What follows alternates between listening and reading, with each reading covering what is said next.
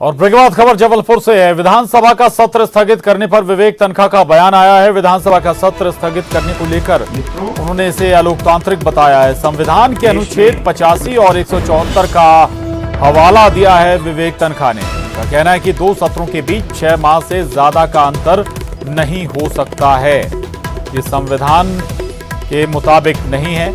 अगर इससे ज्यादा का वक्त होता है तो विधानसभा के सत्र को स्थगित करने पर विवेक तनखा ने सवाल उठाए हैं। दरअसल सत्र को स्थगित करने को उन्होंने अलोकतांत्रिक करार दिया है। विवेक तनखा कहते हैं कि संविधान के अनुच्छेद 85 और 174 का उन्होंने हवाला भी दिया है अपने इस बयान में। देश में कुछ ज्वलंत मुद्दे इस वक्त सामने आए हैं।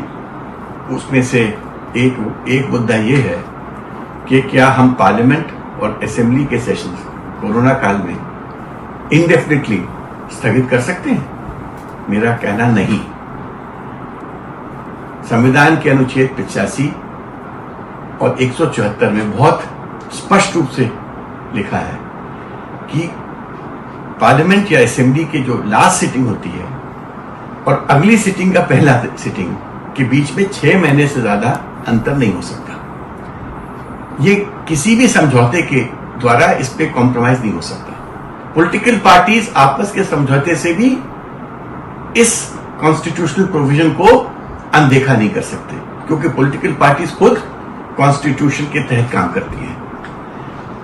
ये इससे भी स्थापित होता है कि पार्लियामेंट खुद भी अगस्त के महीने में रिज्यूम होने की बातचीत चल रही है।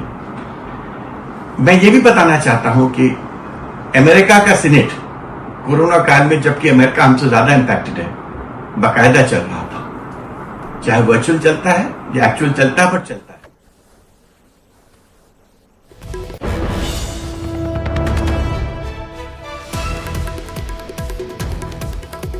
प्रतीक अवस्थी हमारे साथ जुड़ गए हैं। प्रतीक, चूंकि सत्र इस पर बैठक भी हुई थी, सर्वदलीय बैठक की बुलाया जाए या नहीं बुलाया जाए, संक्रमण की वजह से टाल दिया गया, स्थगित कर दिया गया, लेकिन अब हवाला दे रहे हैं संविधान का विवेक तनखा। और स्वाभाविक है कि संविधान में इन धाराओं के तहत वर्णित भी है कि जो 2 सत्रों के बीच का समय होना चाहिए वो 6 महीने से ज्यादा नहीं होना चाहिए।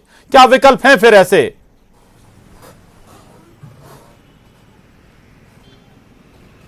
देखिए, बिल्कुल प्रशांत, चाहे हम संसद सत्र की बात करें या विधानसभा सत्र की बात करें, अनिश्चितकालीन तक स्थगित करने के जो फैसले को उन्होंने कहीं ना कहीं संविधान के विपरीत बताया, संवैधानिक करार दिया। और संविधान के अनुच्छेद 85 और 174 का भी उन्होंने जिक्र अपने बयान पर दिया, अपनी टिप्पणी में दिया। उनका स्पष्ट कहना है कि 2 सत्रों के कार्यकाल, 2 सत्रों के बीच का जो समय है वो 6 महीने से अधिक का नहीं हो सकता। बेशक कोरोना संकट काल चल रहा है, लेकिन उन्होंने इस बीच भी अमेरिका का उदाहरण दिया कि किस तरीके से वो वैसा देश है जो सबसे ज्यादा संक्रमित है, कोरोना के सबसे ज्यादा मामले उस देश में, इसके बावजूद भी वहां पर संसद चल रही है। बेशक वर्चुअल तरीके से भी एक तरीका अपनाया जा सकता है सत्र को चलाने का, लेकिन एक अनिश्चितकालीन के लिए स्थगित करना कहीं ना कहीं संविधान के विपरीत है। उन्होंने ये भी कहा कि संसद हो या विधानसभा हो, सभी जो है अगर देखा जाए तो संविधान के अधीन ही है, उसके तहत ही चलते हैं, और उसके विपरीत जाकर के इस प्रकार का फैसला जो है वो कहीं ना कहीं गलत हो सकता है। तो बेशक एक टिप्पणी, एक बतौर न्यायविद होते हुए, वरिष्ठ अधिवक्ता होते हुए उन्होंने ये टिप्पणी की है और अपना बयान जो है वो सोशल मीडिया पर भी जारी किया है। अब बेशक इस बयान के बाद क्या हरकत में आता है, चाहे मध्य प्रदेश की बात कर लें या फिर दिल्ली की बात कर लें, ये देखना होगा। प्रशांत जी, बिल्कुल, बहुत शुक्रिया प्रतीक आपका इस बातचीत के लिए, जानकारी के लिए। तो विवेक तनखा कह रहे हैं कि 6 महीने से ज्यादा तक आप सत्र को नहीं टाल सकते, ये असंवैधानिक होगा। वक्त एक छोटे से ब्रेक का है, फौरन लौटेंगे।